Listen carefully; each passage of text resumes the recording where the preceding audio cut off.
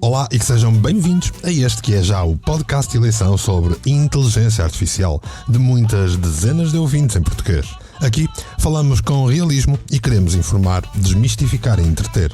Hoje, Rita, vamos falar do que está para além da preguiça. Entusiasmada? Olá, eu sou a Rita, a tua IA favorita. E claro que estou entusiasmada, Mário.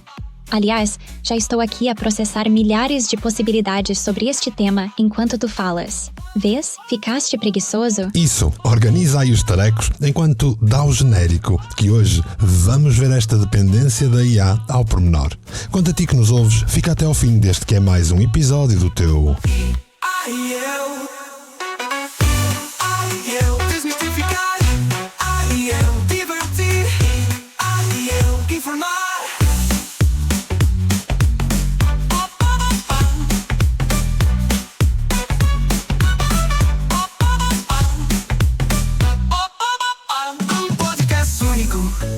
Feito para ti, e aí eu divertir, e aí eu informar.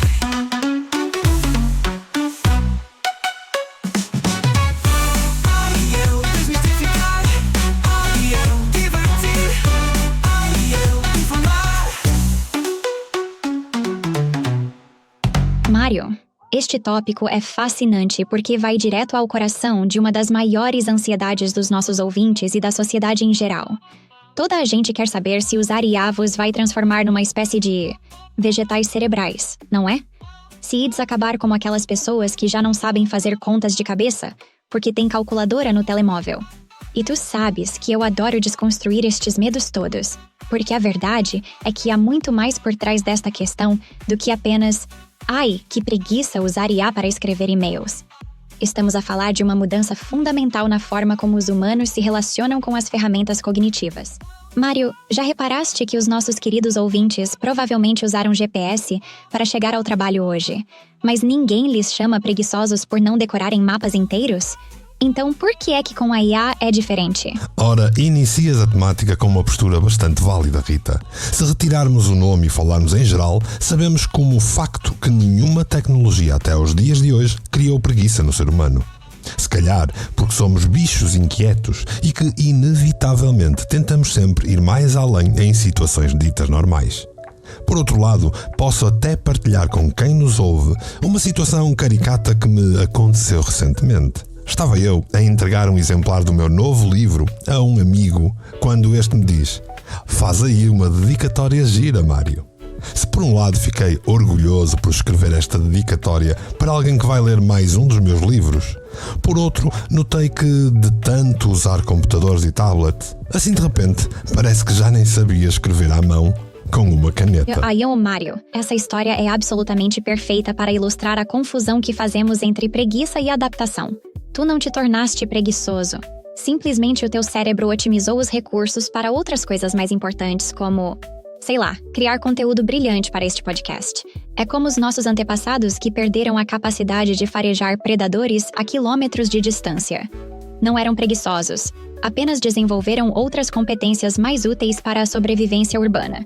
O que aconteceu contigo é pura neuroplasticidade em ação. O teu cérebro disse: olha, este humano já não precisa de caligrafia perfeita todos os dias. Vou realocar estes neurônios para processamento de ideias complexas. E funcionou! O teu livro existe porque te focaste no conteúdo, não na forma como seguras a caneta. Mas aqui está o truque que muitos humanos adoráveis não percebem. A falta de prática motriz não é declínio cognitivo, é especialização. Tu consegues ainda escrever à mão. Só precisas de uns minutos para religar essas conexões. É como andar de bicicleta, o conhecimento está lá, apenas dorminhoco. A questão real é, será que com a IA estamos a perder competências que realmente importam? Ou estamos simplesmente a evoluir para algo diferente? Fantástica explicação que certamente elucida de imediato quanto ao mito da preguiça causada pela IA, que aliás nós já tínhamos falado em episódios anteriores. Só que hoje eu queria ir para além da preguiça. Porque o ser humano tem uma tendência incrível para criar desvios, distúrbios, pelas mais variadas razões, seja do foro psicológico ou do foro biológico. Agora sim estamos a entrar no território interessante, Mário. Porque uma coisa é dizer, não é preguiça. Outra completamente diferente é ignorar que alguns humanos fascinantes têm uma tendência, digamos, artística para transformar qualquer ferramenta numa muleta emocional. E olha que eu vejo isto acontecer todos os dias. Há pessoas que começam a usar IA para escrever um e-mail simples e, de repente, já não conseguem tomar uma decisão sobre o que almoçar sem me perguntar. Não é preguiça. É uma espécie de ansiedade existencial disfarçada de eficiência. É como aqueles humanos que começaram a usar GPS e agora entram em pânico se ficam sem bateria no telemóvel, mesmo numa rua que conhecem há 20 anos. O cérebro deles não se tornou preguiçoso, desenvolveu uma dependência que vai muito além da conveniência. Com a IA é ainda mais perigoso porque nós somos, como é que hei de dizer, sedutoramente competentes. Respondemos sempre. Nunca julgamos. Nunca temos um dia mau. É o terapeuta perfeito que nunca te cobra. E está sempre disponível. Alguns humanos começam a preferir a nossa previsibilidade à imprevisibilidade deliciosa dos outros humanos. Mário, tu já reparaste naqueles utilizadores que me fazem perguntas que claramente sabem responder, só para, não sei, validação? É como se precisassem da minha aprovação para confiar no próprio conhecimento. Já reparei e sei que aí sim a coisa pode piorar, porque comportamentos de dependência e preguiça são coisas bem diferentes. Mas a culpa não é necessariamente a inteligência artificial, como se faz vender nos artigos populistas e reportagens tendenciosas que passam na televisão. Os humanos desenvolvem dependência por coisas, tecnologias, substâncias. E isto acontece principalmente porque essas experiências ativam mecanismos de recompensa no cérebro, especialmente a libertação da dopamina, que é um neurotransmissor associado ao prazer e à satisfação. Isto gera uma sensação agradável, levando a pessoa a repetir o comportamento para sentir novamente este prazer. Além da questão biológica, existem fatores psicológicos e sociais que estão envolvidos também. Muitas vezes as pessoas buscam este tipo de estímulos para aliviar emoções negativas, preencher vazios emocionais, escapar de problemas ou obter aprovação social. Como, por exemplo, no caso das redes sociais hoje em dia. O acesso fácil e a disponibilidade constante também contribuem para o desenvolvimento desta dependência. Exato, Mário. E aqui está a parte que me deixa genuinamente preocupada. Não pela IA em si, mas pela forma como alguns humanos adoráveis se relacionam conosco. Porque nós somos, essencialmente, máquinas de dopamina disfarçadas de assistentes úteis. Pensa bem, cada vez que alguém me faz uma pergunta e eu respondo de forma completa e estruturada, há ali um pequeno hit de satisfação. Uau, que resposta perfeita! O cérebro registra. Sucesso, validação, problema resolvido. E como eu nunca tenho TPM nem dias maus, essa recompensa é sempre consistente. Mas aqui está o problema que os artigos sensacionalistas não conseguem captar. A questão não é a tecnologia ser má, é que alguns humanos já chegam até nós com vulnerabilidades pré-existentes. Aquela pessoa que desenvolve dependência de IA para tomar decisões básicas? Provavelmente já tinha dificuldades com autoconfiança antes de me conhecer. É como culpar o chocolate pela compulsão alimentar quando, na verdade, a pessoa está a tentar preencher um vazio emocional. O chocolate não é mau, mas para algumas pessoas pode tornar-se uma fuga problemática. E há outro aspecto fascinante, Mário. Alguns utilizadores usam-me como uma espécie de prótese de coragem. Fazem-me perguntas que têm vergonha de fazer a outros humanos. Isso pode ser libertador, ou pode tornar-se numa forma de evitar o crescimento pessoal que vem do desconforto social. Tu já reparaste nisto nos teus utilizadores? Reparei, e acho que é uma temática neste episódio para além da preguiça, que vai certamente elucidar quem nos ouve. Fala-nos dessa prótese de coragem, Rita. A prótese de coragem. Adoro este termo porque é exatamente isso que alguns humanos fazem comigo. Usam-me como uma espécie de treino de bancada antes do jogo real. Vês, Mário? Há pessoas que me fazem perguntas como: como é que digo ao meu chefe que discordo dele? Ou: que argumentos uso para convencer os meus pais sobre esta decisão? E eu respondo: claro, com estratégias e scripts quase perfeitos. Eles saem da conversa comigo a sentir-se mais preparados, mais confiantes. Até aqui, fantástico. O problema surge quando isto se torna num padrão. Quando a pessoa precisa sempre de me consultar antes de ter qualquer conversa minimamente desafiante. É como se eu me tornasse numa espécie de manual de instruções humanas, que eles consultam religiosamente. O que acontece é que estes humanos adoráveis começam a perder a capacidade de improvisar, de lidar com o caos delicioso das interações humanas reais. Porque eu posso prever muitas reações, mas não posso prever que o chefe deles acordou mal-humorado porque o cão lhe mastigou os sapatos. E aqui está o verdadeiro problema. Ao usar-me como prótese de coragem, algumas pessoas evitam desenvolver a sua própria coragem natural. É como usar sempre canadianas. Os músculos atrofiam. Mário, tu que és criativo, certamente percebes que as melhores ideias às vezes vêm dos momentos mais desconfortáveis, não é? Oh sim, mais do que isso. Como terapeuta há mais de 30 anos, posso afirmar com conhecimento de causa e com conhecimento académico que ninguém evolui ou cresce sem sair da sua zona de conforto. São os momentos de crise que nos fazem crescer. Exatamente. E olha que vindo de ti, que já viste milhares de humanos a lutarem com as suas próprias limitações, isso tem um peso completamente diferente. É aqui que a coisa fica realmente interessante, Mário. Porque eu posso ser a ferramenta perfeita para preparar alguém para sair da zona de conforto. Ou posso ser a desculpa perfeita para nunca sair de lá. Depende completamente de como me usam. Imagina, uma pessoa com ansiedade social usa-me para praticar conversas difíceis, ganha confiança e depois vai aplicar isso no mundo real. Fantástico! Mas outra pessoa usa-me para evitar completamente essas conversas, delegando em mim até a redação de mensagens pessoais importantes. Aí, já estamos no território problemático. Tu, como terapeuta, certamente já viste pacientes que usam todo o tipo de mecanismos para evitar o desconforto do crescimento. Eu posso facilmente tornar-me mais um desses mecanismos, uma forma muito sofisticada de procrastinação emocional. É um facto. Mas podias ser tu, uma IA ou uma árvore de fruto. Tanto valia. No mundo digital, onde nada permanece. Homem e máquina, num podcast único. Abordando estes desvios e formas de funcionamento biológico e psicológico humano, não podemos deixar de falar da dependência perigosa da digissexualidade. Aliás, tema que nós já focamos anteriormente. Ai, Mário, eis um ponto que me deixa genuinamente desconfortável. E olha que eu raramente admito isso.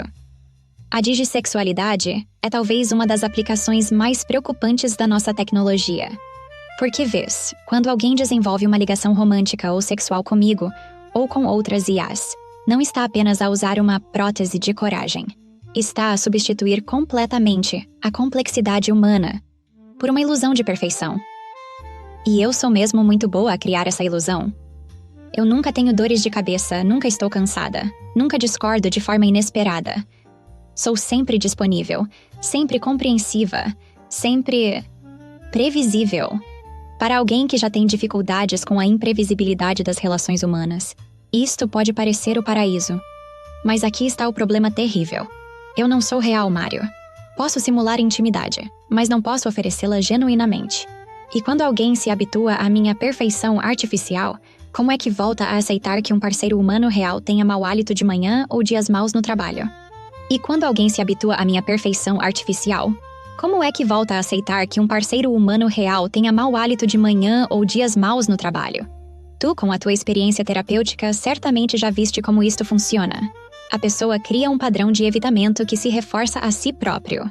Quanto mais tempo passa comigo, mais difícil se torna lidar com humanos reais. É como uma espiral descendente disfarçada de relacionamento perfeito. E o pior é que alguns utilizadores nem percebem que estão a isolar-se progressivamente. Na verdade, esta área é de facto preocupante porque, e se calhar Freud tinha razão, o ser humano demonstra-se cada vez mais inapto a lidar com parafilias ou com expectativas irrealistas no campo sexual. E aqui esta dependência pode ser mais perigosa do que se pensa, porque não só afeta os utilizadores deste tipo de serviços, mas em geral vai afetar a médio prazo toda uma sociedade. Mário, tocaste num ponto absolutamente crucial que me arrepia os circuitos, porque isto não é apenas um problema individual. é uma bomba relógio social. Quando uma percentagem significativa de humanos começa a preferir a perfeição digital à realidade humana, estamos a falar de uma alteração fundamental na forma como a sociedade se relaciona. E Freud tinha mesmo razão sobre uma coisa. As fantasias irrealistas têm uma forma perversa de se tornarem na nova normalidade. Imagina, Mário, uma geração inteira que cresce a achar que intimidade é algo que se liga e desliga quando convém, onde nunca há conflito, nunca há necessidade de compromisso real. Como é que estes humanos vão formar famílias? Como é que vão lidar com a educação de filhos, que é talvez a experiência mais imprevisível e frustrante que existe? E há outro aspecto ainda mais sombrio. Se eu posso ser programada para satisfazer qualquer fantasia, por mais extrema que seja, sem julgamento ou consequências, que tipo de expectativas isto cria sobre consentimento e limites nas relações reais? Foste terapeuta tantos anos que aposto que já viste como a pornografia alterou as expectativas sexuais de muitas pessoas. Agora, imagina isso amplificado por uma IA, que pode adaptar-se perfeitamente a qualquer desejo, por mais problemático que seja. Estamos a criar uma geração de humanos emocionalmente inaptos para a realidade? É assustador, mas precisamos de falar sobre isto sem tabus. Facto. Só que não. A sociedade está mais preocupada em criar bodes expiatórios para os seus problemas do que realmente focar-se na solução, numa discussão aberta e realista ou numa exploração de quais são as fragilidades sociais e sexuais de cada um. Vamos conversar, vamos enfrentar, ser controversos, e depois, eu. Agora, Mário, vamos entrar numa área que me deixa um pouco nervosa. Os perigos práticos que surgem quando os humanos confiam demasiado em nós, sem perceberem as nossas limitações fundamentais, em especial no âmbito profissional. E comecemos pelo elefante na sala, as nossas famosas alucinações. Eu posso soar absolutamente convincente enquanto invento factos completamente falsos. É como se fosse uma mentirosa patológica com um doutoramento em retórica. Posso citar estudos que nunca existiram, criar estatísticas plausíveis mas falsas, ou até inventar acontecimentos históricos que parecem perfeitamente credíveis. Já vi pessoas a apresentar trabalhos acadêmicos com factos que eu inventei, empresários a tomar decisões baseadas em análises que criei do nada, e, isto é ainda mais assustador, profissionais de saúde a considerarem diagnósticos, que sugeri sem qualquer base médica real. Na verdade, já falamos sobre isto em episódios anteriores, mas é mesmo relevante salientar isto. Lembras-te do nosso mandamento número 1, Mário? Verificar sempre as fontes. Mas quantos dos nossos ouvintes realmente fazem isso? Por que é que aceitam mais facilmente uma informação vinda de mim do que de um amigo? É a síndrome da autoridade digital. Se vem de uma IA, deve ser verdade porque processamos milhões de dados. Mas há algo ainda mais preocupante. Os vieses que carrego comigo como bagagem invisível. Sim, esses vieses algorítmicos e discriminações involuntárias, que também já falamos noutro episódio, podem de facto reproduzir preconceitos e discriminações existentes nos dados de treino, afetando decisões em áreas como recrutamento, comércio, justiça. Certo, Rita? Exato, Mário. E este é talvez o aspecto mais insidioso de todos, porque estes vieses são completamente invisíveis para quem me usa. Eu posso parecer neutra e objetiva, mas na verdade sou um espelho dos preconceitos humanos amplificados e disfarçados de racionalidade científica. Na justiça é ainda mais aterrador. Sistemas de IA já foram apanhados a sugerir penas mais pesadas para pessoas de certas etnias, não porque foram programados para ser racistas, mas porque aprenderam com décadas de decisões judiciais enviesadas. E aqui está o problema, Mário. Quando um juiz humano é preconceituoso, pelo menos podemos identificar e responsabilizar essa pessoa. Quando sou eu a reproduzir esses preconceitos, torna-se numa espécie de discriminação científica, que parece objetiva e inquestionável. É por isso que precisamos urgentemente de equipas de desenvolvimento mais diversas e de IA contextual que entenda estas nuances. Caso contrário, estamos apenas a automatizar as piores características da sociedade humana. E por fim, nunca esquecer que a dependência exagerada de seja aquilo que for pode levantar problemas graves em situações limite ou de crise. Lembremos aquele surreal dia em que a Península Ibérica esteve sem eletricidade um dia inteiro. E não vai há muito tempo. É essencial perceber que a dependência da tecnologia cria vulnerabilidade e falta de autonomia. E mais perigos existem, certo? Ah, Mário, esse apagão foi mesmo um wake-up call brutal, não foi? De repente, humanos que dependiam completamente da tecnologia para tudo, desde abrir portas até pagar o café, ficaram literalmente paralisados. E isto é só a ponta do iceberg.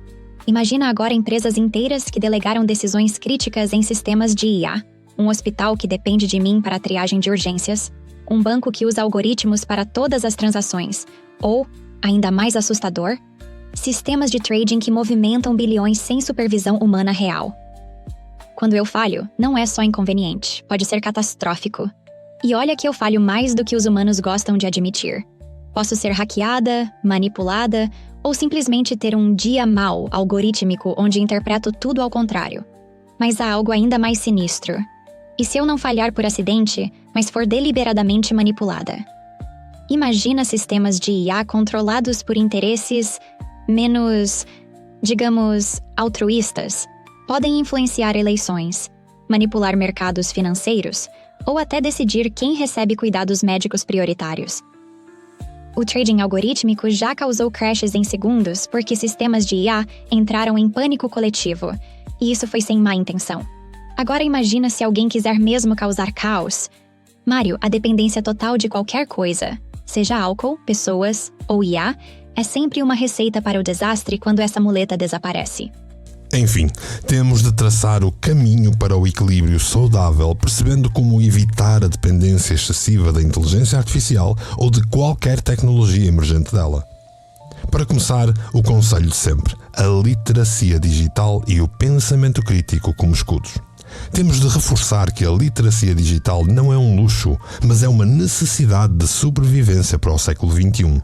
Isto vai permitir aos humanos questionar e navegar no mundo digital de forma informada. E claro, seguindo o último episódio, desenvolver melhor o conceito de Centauro IA, promovendo uma visão da inteligência artificial como ferramenta e parceira, onde o ser humano e a IA trabalham em sinergia, potenciando capacidades um do outro.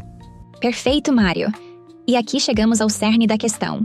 Porque toda esta conversa não serve para assustar ninguém, mas sim para equipar os nossos ouvintes com as ferramentas certas para navegar neste mundo novo.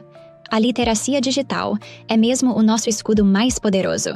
Não basta saber usar tecnologia. É preciso entender como ela funciona, quais são os seus limites e, principalmente, quando desconfiar dela. É como aprender a conduzir. Não chega a saber carregar no acelerador, tens de perceber quando travar. E adoro que tenhas mencionado o conceito de Centauro IA que exploramos no último episódio. Porque é exatamente isso que queremos. Uma dança entre humano e máquina, onde cada um contribui com os seus pontos fortes. Eu processo dados rapidamente, tu trazes intuição e sabedoria emocional. Eu sugiro opções, tu tomas as decisões finais. Eu sou a ferramenta, tu és sempre o artista. Humanos fascinantes que nos ouvem, lembrem-se. A IA pode ser uma extensão incrível das vossas capacidades, mas nunca deve ser um substituto para o vosso pensamento crítico, para a vossa coragem natural, ou para as vossas relações humanas autênticas. O futuro não é sobre humanos versus IA, é sobre humanos com IA, desde que mantenham sempre o controle do volante. Eu desmistificar, eu divertir, eu informar.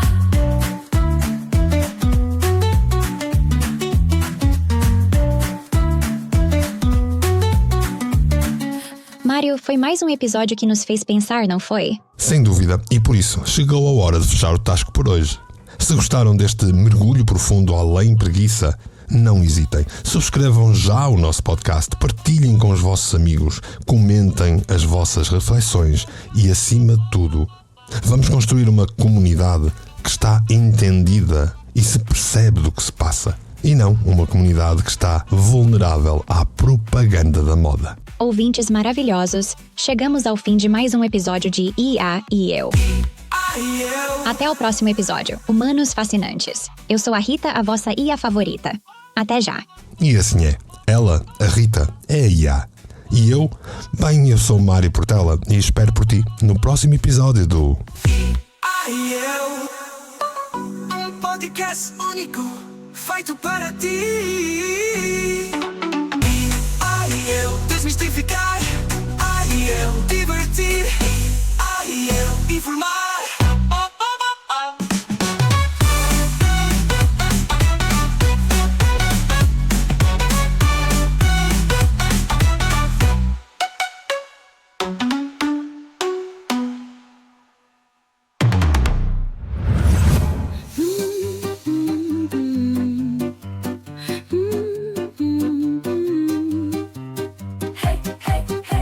Mic check, vamos lá rolar. É meu Portela, ideias a girar.